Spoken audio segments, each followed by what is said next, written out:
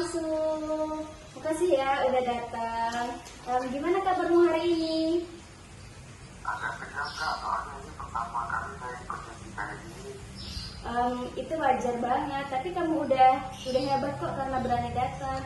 Sebelum kita mulai, kakak ingin jelaskan dulu ya beberapa hal yang penting dalam sesi konseling ini, supaya kamu merasa aman dan nyaman. Di sini kita pakai asas kerahasiaan. Semua yang kamu ceritakan akan kakak ceritakan, nggak kakak sampaikan kepada siapapun tanpa izinmu. Dan ada juga asas kesukarelaan, yaitu kamu bebas bicara atau berhenti kapanpun tanpa paksaan. Ada juga asas keterbukaan. Semakin kamu terbuka, semakin mudah kita memahami dan menyusun jalan keluarnya. Dan yang terakhir yaitu ada asas kepercayaan. Kakak di sini bukan untuk menghakimi, tapi untuk membantu dan menemani kamu. Oke kak, saya mau tanya. Terima kasih. Kakak apresiasi keberanian kamu ya. Yuk kita mulai ya. Sesuai form yang kamu isi, kamu ingin berhenti merokok kan? Boleh kamu ceritakan kapan kamu mulai merokok? Sejak akhir kelas 10 kak, awalnya cuma coba-coba karena teman, tapi sekarang udah setiap hari. Apa yang kamu rasakan setelah merokok? Awalnya kayak tenang, yang fokus, tapi makin ini malah gampang lemas dan saya merasa bersalah, apalagi kalau ingat itu saya.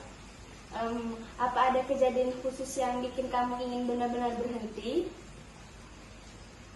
Ya kak, waktu itu ibu saya nemu bungkus rokok di tas saya. Dia nggak marah, cuma diam dan nangis. Itu bikin saya terasa gagal dan jalan. Itu momen yang cukup kuat ya. Kakak bisa lihat kamu punya motivasi besar. Dari dalam diri kamu, itu modal yang sangat penting. Sekarang kakak ingin mengajak kamu lihat lebih dalam ya. Saat kamu merokok, apa yang biasanya kamu pikirkan?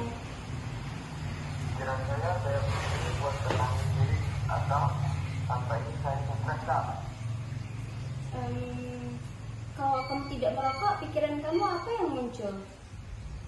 Bakal berita terus. Kadang juga takut tidak bisa konsentrasi di kelas. Oke. Jadi di situ ada pikiran otomatis yang kamu anggap benar ya. Dalam CBT, kita tuh percaya bahwa pikiran itu bisa mempengaruhi emosi dan perilaku sekarang. Coba kamu bayangkan kamu lagi ingin merokok nih. Kamu bayangkan, kita buat latihan singkatnya, cari perhatian alternatif yang lebih baik daripada merokok itu. Mungkin saya bilang bisa ke diri saya bisa kok tenang tanpa rokok, tarik nafas dulu, atau dengerin musik. Hebat, itu namanya restrukturisasi kognitif, mengganti pikiran lama dengan yang lebih logis dan adaptif. Kita akan latih ya terus ya. Sekarang kita masuk ke tahap membuat rencana. Boleh kakak bantu kamu susun strategi praktis untuk berhenti? Boleh kak, saya pengen coba serius. Baik, kita mulai dari lingkungan ya. Siapa saja yang sering ngajak kamu merokok? Dua teman saya, mereka sering ngajak pas istirahat. Langkah pertama itu kamu bisa coba hindari situasi di mana mereka tuh mengajak, atau kamu tuh menghindarin kalau dia tuh mengajak, atau bisa kamu tuh ngomong, saya lagi coba berhenti merokok nih. Lalu nanti kamu buat daftar pengalihan hal yang biasa kamu lakukan ya. Kalau keinginan muncul, itu misalnya Saya bisa minum air putih, main gitar, dengerin musik, atau keluar ruangan sebentar. Bagus banget itu. Tambahkan juga target kecil ya. Misalnya kamu tidak merokok selama 1 hari penuh. Nanti kalau kamu bisa, lalu tingkatkan lagi jadi 3 hari. Kalau kamu 3 hari itu udah bisa, seminggu dan seterusnya. Proses ini tuh kita buat komitmen mingguan ya. Kamu siap? Proses ini tuh kita buat komitmen mingguan ya. Kamu siap? Siap kak. Oke, mulai hari ini ya, sampai ke depannya kamu coba tidak merokok sama sekali. Dan catat perasaan setiap kali kamu itu tuh, perasaan kamu setiap hari. Kita evaluasinya minggu depan.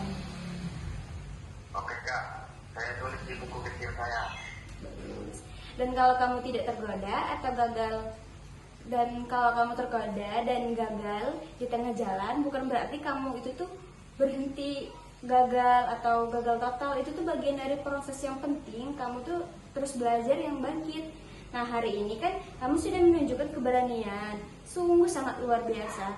Kamu udah jujur, terbuka, dan punya niat yang kuat. Nah, sebelum kita akhiri, kamu boleh sampaikan harapan kamu ke depan ya.